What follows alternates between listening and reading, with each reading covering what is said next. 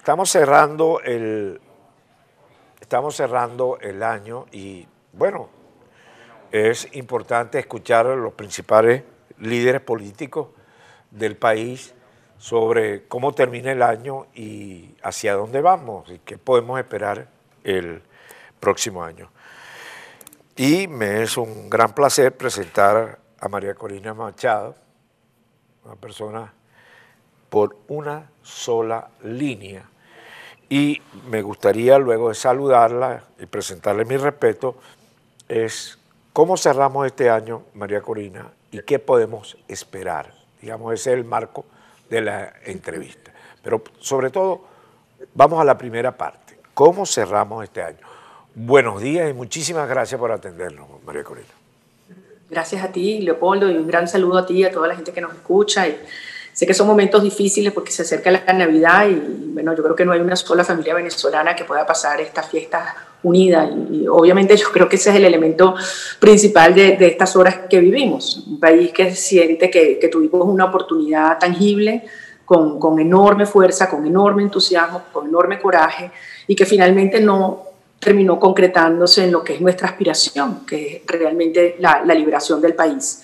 Porque al final, todos lo sabemos, o sea, mientras este sistema criminal esté ocupando Venezuela, tú y tu familia no van a poder regresar a Venezuela, nadie de los que están afuera, a menos que estén dispuestos a cohabitar y a conceder, cosa que no sé, que yo sé muy bien que no es tu caso. Entonces, es un momento donde la sociedad venezolana siente una enorme pérdida, una pérdida desgarradora, porque hay que reconocerlo, sí, se ha perdido momentum, se ha perdido confianza, tanto de la sociedad venezolana en el liderazgo político como de aliados cruciales, relevantes, internacionales en la lucha y en la dirección política en Venezuela, y lo más grave es que se ha perdido tiempo. Y en el caso de Venezuela, el tiempo significa pérdidas irrecuperables, fundamentalmente en vidas. Ahora, dicho esto, yo también creo que se han logrado avances extraordinarios sobre la base o gracias al trabajo riguroso y a la fuerza de muchos venezolanos dentro y fuera del país y fundamentalmente me refiero a que Occidente, las democracias de Occidente terminan de entender, uno, que efectivamente esto es un régimen usurpador con vínculos con mafia, terrorismo, narcotráfico mundial. Dos, son criminales de lesa humanidad.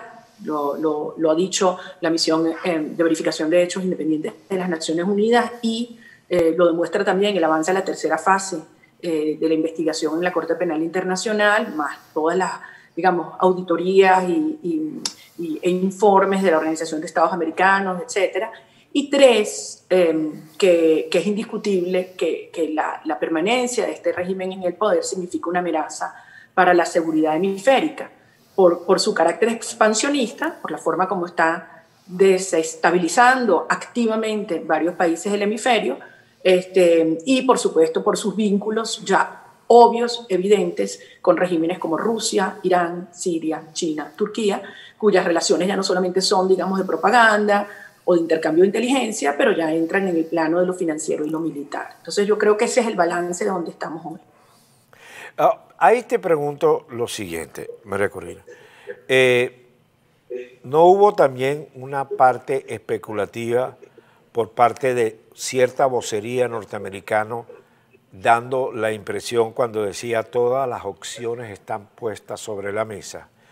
Y después en palabras directas hacia tu persona, Abraham dijo palabras más, palabras menos, no, pero olvídense de una intervención y algo más o menos parecido, no recuerdo textualmente. ¿A qué me refiero? Que yo creo que la administración norteamericana también dio la impresión de que podía ocurrir cualquier cosa y en verdad nos dimos cuenta que ese cualquier cosa no estaba sobre la mesa. ¿Cuál es tu apreciación sobre este último año de la administración norteamericana?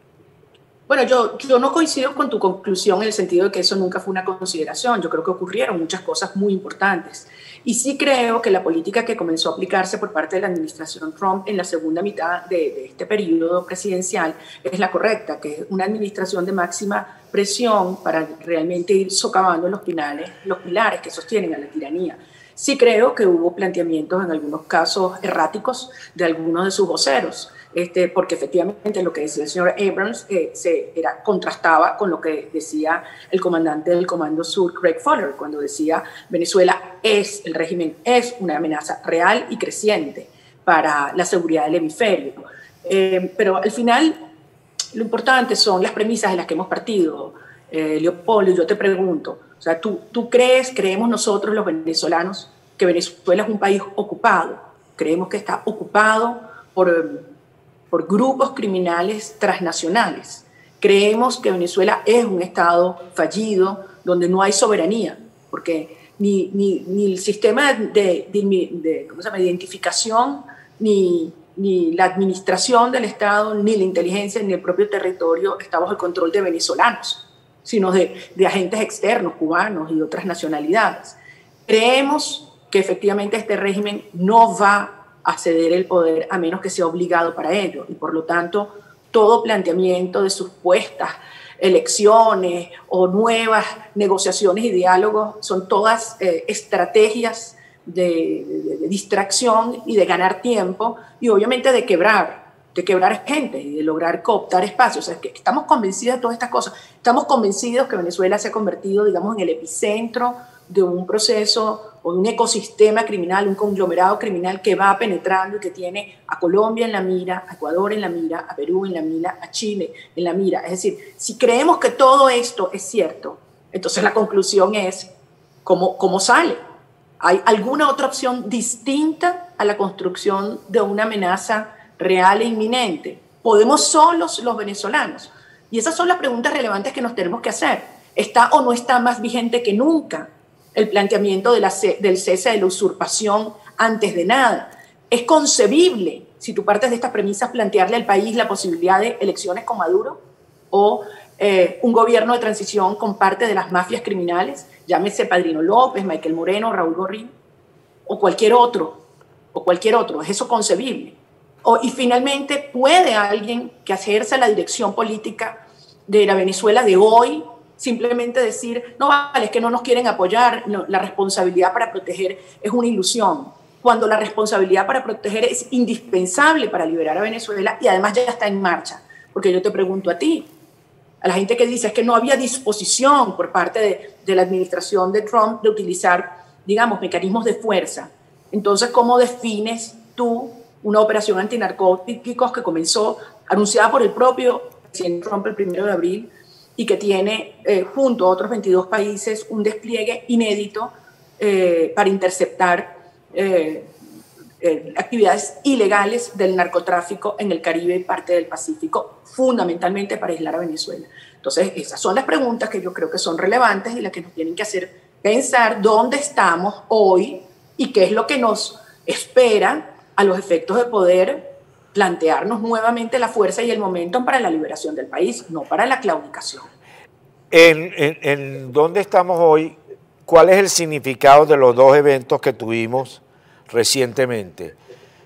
La elección para la Asamblea Nacional y la consulta.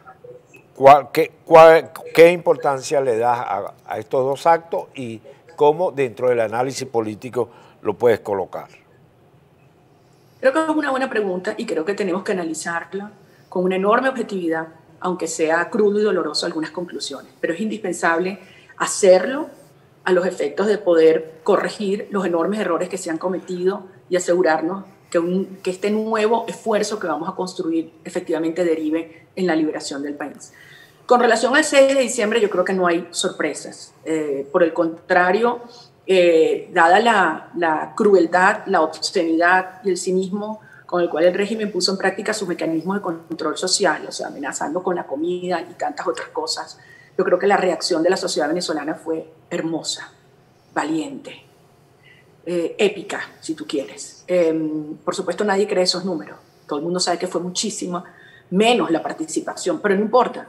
Lo importante es la imagen de un país que le gritó en su cara al régimen y que le hizo ver la fragilidad de estos mecanismos de control social que ha utilizado de manera tan cruel, tan obscena en estos tiempos. Con relación al siguiente evento de la consulta popular, tú sabes muy bien cuál es mi opinión. Yo se lo dije personalmente a Juan Guaidó cuando nos vimos la última vez. Yo creo que iba a ser un error, que le iba a hacer daño a la fuerza y al momentum del interinato. Y efectivamente, cuando tú ves, por ejemplo, la nota, el reportaje de hoy de la agencia EFE, es una tragedia, porque ¿qué es lo que hace EFE? Trata de hacer equiparar los dos eventos y decir, no, miren, un país polarizado, 30 que fue a un evento, 30% que fue al otro y un 40% que no quiere nada, cuando todos sabemos que eso es totalmente falso. Tú no puedes establecer a la sociedad venezolana en un plano como que tú estás en equivalencia contando gente de un lado y de otro cuando tú estás en la mitad de un conflicto. Y ese es mi punto. Si nosotros no asumimos que el régimen criminal le ha declarado la guerra, nos ha declarado la guerra a los venezolanos, no somos nosotros los que queremos violencia, ellos son los que nos quieren aniquilar. Entonces, en un contexto como ese, tú tienes que demostrar una gran claridad de objetivos, una gran visión y convicción de lo que hay que hacer. Y por eso creo que esas cosas no se consultan, se ejecutan. El liderazgo obtiene su legitimidad precisamente de la capacidad de conducir en una misma dirección sin desviarse. Por eso me parece que es lamentable que se ponga en este plano esos dos eventos como compararlos unos con otros, cuando aquí hay una sociedad unida como nunca y lo que quiere es salvarse, y para eso tiene que salir de un sistema criminal. Cuando la sociedad venezolana ha percibido que la dirección política está comprometida con una solución real que implica sacar a los criminales del poder, desalojar a la tiranía, ahí es cuando hemos visto la unión y además el entusiasmo, la entrega y la valentía. No cuando hay dudas sobre el objetivo real y la disposición a la lucha de esa dirección política. Creo que esta es la gran reflexión, creo que este es el gran aprendizaje de estos últimos eventos y con base en ellos que tenemos que prepararnos para esta nueva fase de lucha. Bien, yo tengo que hacer una pausa. Ya hemos hecho el diagnóstico de dónde estamos en este momento parados.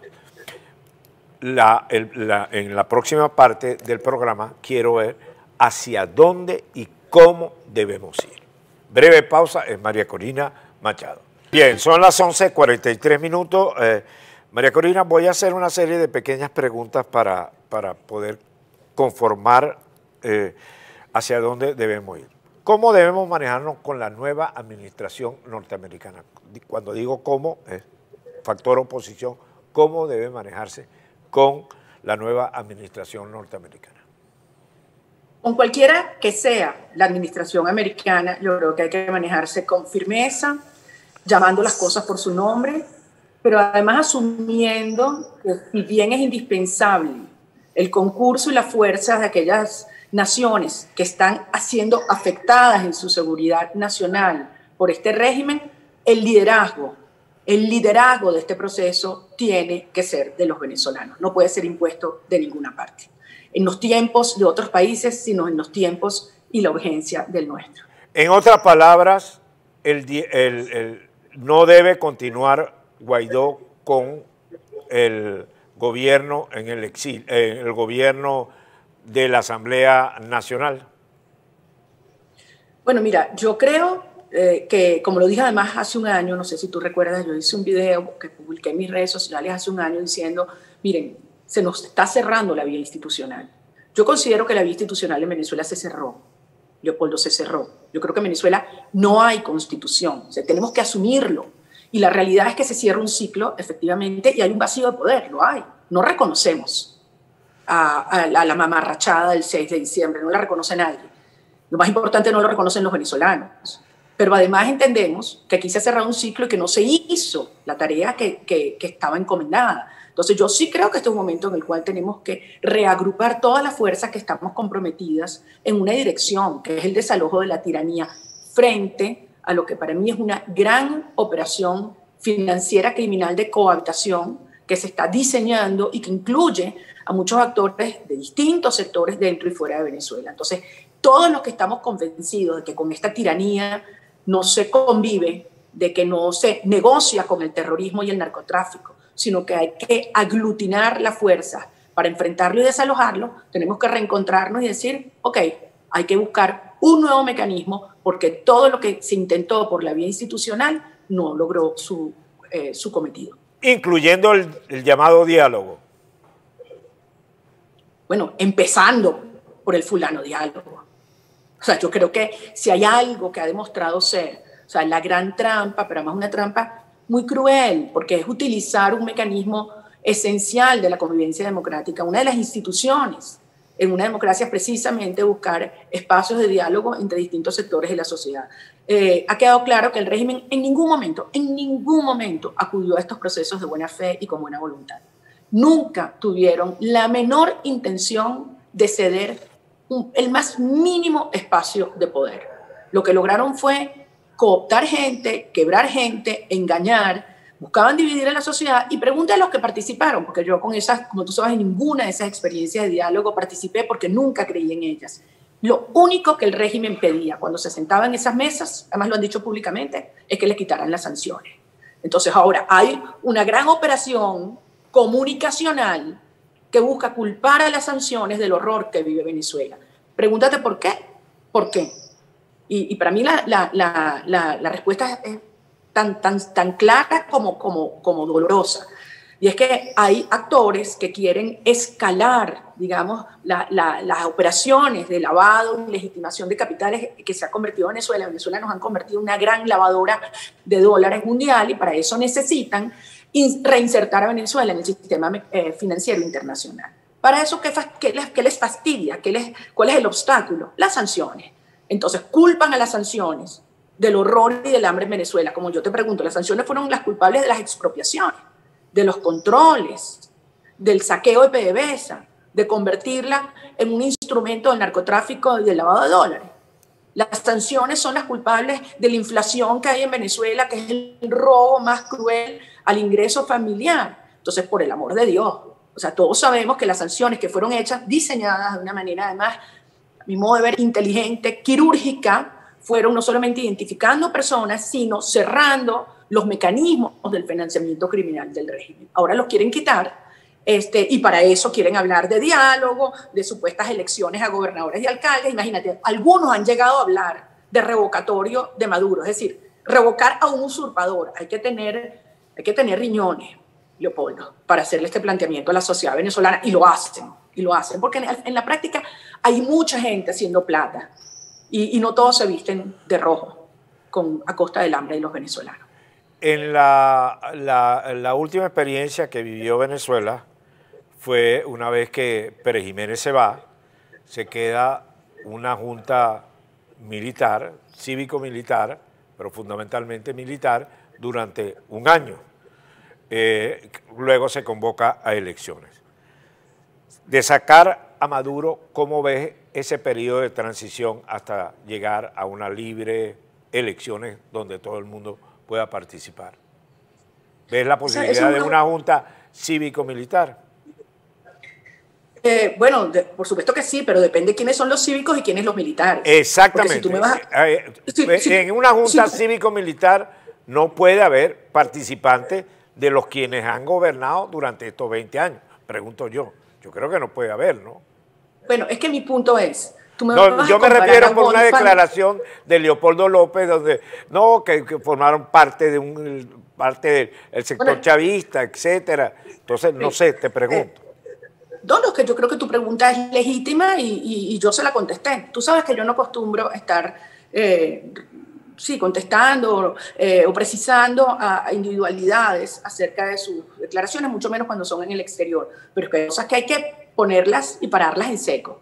Porque te dicen, sí, una transición como después de Pérez Jiménez. Ok, a comparar a Wolfgang Larrazábal con Diosdado Cabello, o con Padrino López, o con Reverón.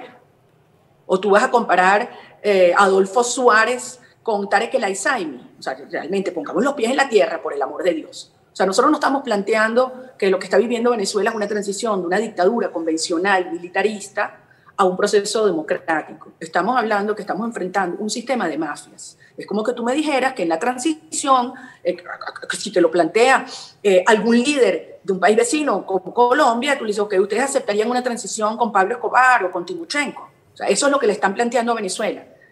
Hay allí los incentivos para que ese proceso de transición derive en el rescate de la soberanía, el restablecimiento del Estado de Derecho y una justicia autónoma que después los va a venir a juzgar a ellos que están en esos cargos de poder. Entonces, mira, la transición en estos términos es muy compleja.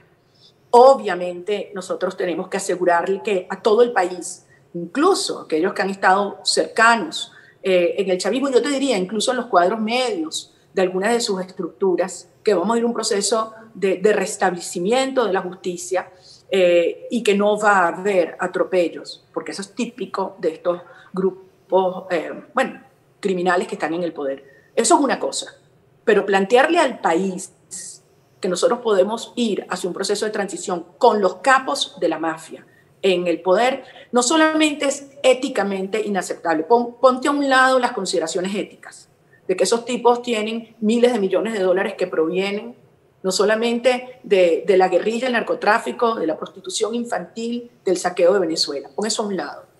El hecho es que pragmáticamente, desde un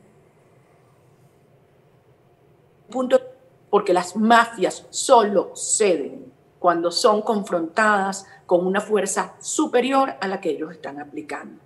Y de allí mi mensaje a la comunidad internacional, sea quien sea,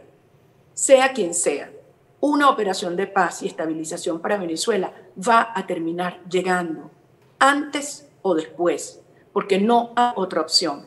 Fíjate, hay tres justificaciones para que estas operaciones de paz se den y se han dado en el pasado reciente alrededor del mundo. Cuando hay una situación de masiva violación a los derechos humanos o crímenes de lesa humanidad, cuando hay una situación de amenaza a la seguridad nacional de algunos países o cuando hay una situación de un conflicto armado creciente con la población civil inocente en el medio. Y yo sé que de esto tú conoces y mucho. En Venezuela se dan las tres, Leopoldo, las tres. Cualquier cosa que nos planteen que no incluya la articulación y la sincronización de las fuerzas internas y externas para construir una amenaza real e inminente es un engaño. Y lo que están es condenando a nuestro país a mantener una agonía, la consolidación de un sistema de mafias, pero además la desestabilización de toda la región, porque el conflicto no es contenible dentro de Venezuela, eso no existe. Y si no, veamos lo que ya está pasando en Colombia, que está en la mira y con riesgo de caer. Entonces, no queda otra, van a tener que reaccionar. Y nuestro trabajo como dirección política es enviar un mensaje claro e inequívoco. Con lo que le digan a los interlocutores internacionales que esto es posible, con diálogo, con negociación, con elecciones con Maduro en el poder, o con una transición con los criminales y los mafiosos en el poder, conscientes o inconscientemente, pero le están haciendo el juego a la tiranía.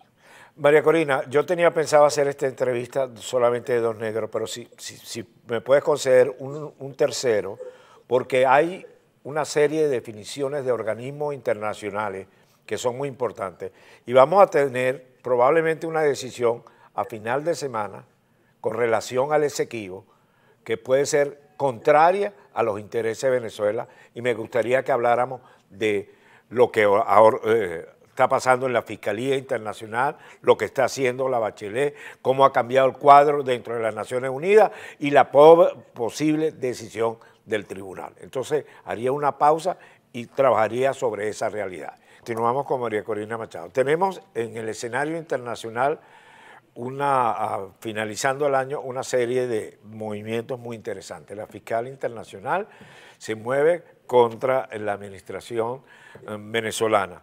El Tribunal Internacional sobre el tema del Esequibo probablemente ya prometió una decisión el viernes y parece ser que esa decisión va a ser contraria a lo que tradicionalmente ha sido la posición de Venezuela, porque hay que entender que Venezuela ha dejado de dormir eso fundamentalmente con Chávez y con Maduro.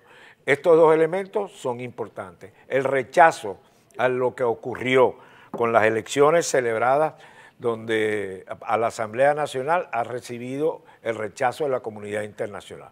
La administración norteamericana ha dado palabras más, palabras menos, que va a sostener una posición igual o parecida a la que tenía la administración anterior.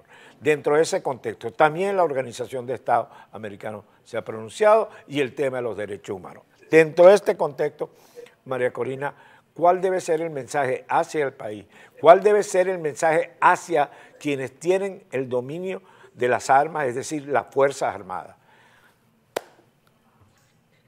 Fíjate, como bien dices, hay muchos elementos que integran unas y otros de los planteamientos que formulas. Yo no puedo dejar de mencionar la situación del Esequibo, porque, como tú sabes, es un tema que me preocupó mucho cuando yo estuve en mi breve periodo como diputada de la Asamblea Nacional. Incluso fuimos hasta allá y hicimos un acto de soberanía diciendo el Esequibo es Venezuela, etcétera. Pero como tú bien dices, primero Chávez y después Maduro fueron responsables de debilitar lo que ha sido la posición sostenida de Venezuela con base en el Acuerdo de Ginebra del año 66 y además de no reconocer en este momento la decisión de la Corte Internacional de Justicia, porque no tiene jurisdicción, apelando no tiene jurisdicción en este caso.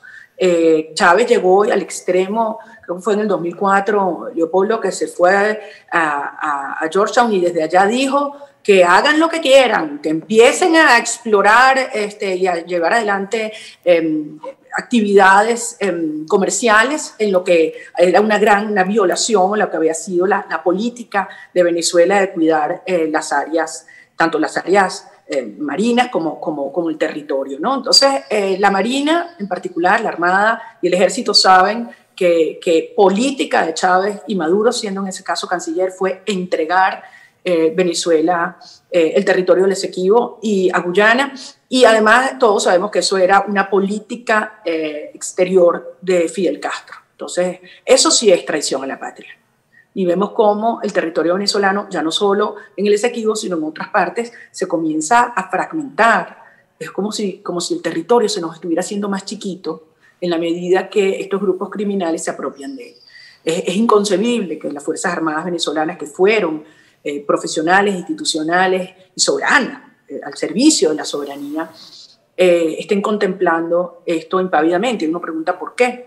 Es evidente que la penetración fue sistemática desde hace muchos años y hoy en día tenemos unas Fuerzas Armadas fragmentadas, infiltradas. Yo estoy convencida que allí hay un núcleo institucional sólido, importante a nivel de los cuadros medios y bajos de la institución casterense, pero creo que el nivel de fragmentación que ha habido, incluso el diseño con todo lo que fue el plan Sucre de convertirlas en las zonas de las regiones de defensa integral, las zonas de defensa integral, fue precisamente para hacer mucho más difícil una coordinación de las fuerzas a los efectos de hacer valer no solo la soberanía, sino también la democracia.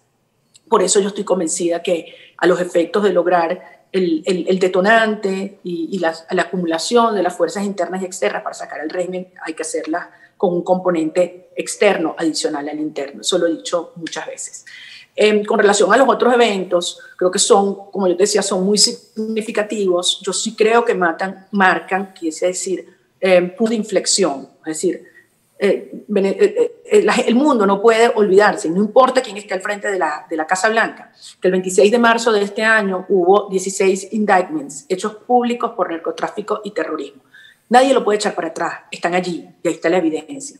Lo mismo que el informe de las Naciones Unidas, lo mismo que ha constatado la señora Bachelet, lo mismo que está ocurriendo en la CPI en este momento. Entonces, eso no tiene vuelta atrás. Y al final yo creo que esos son los elementos sobre los que nos tenemos que apuntalar para obligar, y estoy diciendo la palabra conscientemente, obligar a las naciones democráticas de Occidente a ejercer su deber de la responsabilidad de proteger.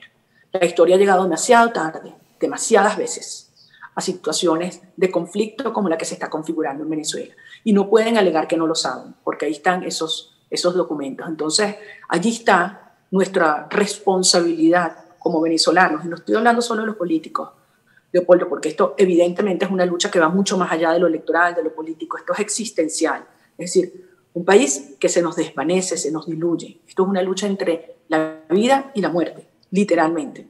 Y está nuestra obligación de configurar esa masa crítica y esa dirección política que se deslastra de las mafias, de los corruptos de los infiltrados, que a mi modo de ver son la explicación por la cual después de tantos años de lucha, tanta entrega y sacrificio de tantos venezolanos, esto no ha logrado una resolución. María Corina, voy a cerrar con un mensaje que acaba de producirse 2 minutos atrás por la Embajada Virtual de los Estados Unidos en Venezuela. Dice textualmente: democracia se construye y afianza con el accionar de los ciudadanos y los sectores de la sociedad. Los militares son parte de esta construcción. Deben estar para defender a su pueblo y la Constitución. ¿Cuál crees que es la institución más importante en una democracia? Yo creo que este es un mensaje directo hacia los militares. Nunca había habido uno más claro y se produce en este instante. Por lo tanto, como colofón de este programa, me gustaría cerrar en torno a este mensaje, tu mensaje, María Corina. Mira, Leopoldo, yo quiero hablarle a todos los ciudadanos, ciudadanos civiles y ciudadanos militares. Estamos frente a un momento extremo, crucial. Yo creo que esto es efectivamente una encrucijada definitiva. Hay fuerzas muy importantes que están tratando de hacernos creer que no tenemos los recursos, que estamos divididos, que esto está perdido. Y en función de eso, lo que plantean es claudicar, aceptar migajas, algunas condiciones que mejoren la situación de cautiverio. Y vienen de muchas fuentes, internas y externas. Hay gente que realmente tiró la toalla y se siente perdida. Yo, por el contrario, que conozco Venezuela, si algo puedo decir que conozco bien es nuestro país, y el país hoy, un país que cambia todos los días, un país que está sufriendo al extremo, pero un país que ha crecido enormemente, espiritual y emocional e intelectualmente en estos años de lucha. Yo creo que es un país que se ha forjado, nos hemos forjado en estos 20 años de oscuridad. No solamente tenemos la fuerza, sino tenemos la responsabilidad, la obligación de hacerlo, porque el país que tendremos durante décadas por venir va a depender de lo que hagamos en esta etapa definitiva. Así que yo creo que estos momentos en los cuales hay que dejar el resto, acopiar las fuerzas, confiar en nosotros. Yo confío en la sociedad venezolana, corregir los errores garrafales que se han cometido. Para eso hay que analizarlos, disgregarlos, desnudarlos, como lo hemos hecho hoy, y entender qué es lo que hay que hacer distinto.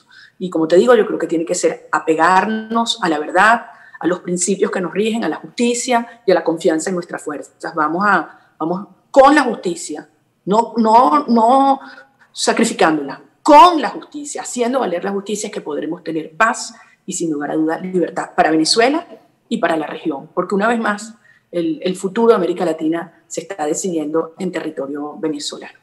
Para ti, para todos los tuyos y para todos los que nos escuchan, que dentro de todo puedan tener la mejor Navidad posible y los que puedan aprovechen y disfruten mucho a los familiares que tengan cerca. Un gran abrazo y mil bendiciones. Gracias por esta oportunidad. Muchas gracias, María Corina, y mil felicidades para tu familia.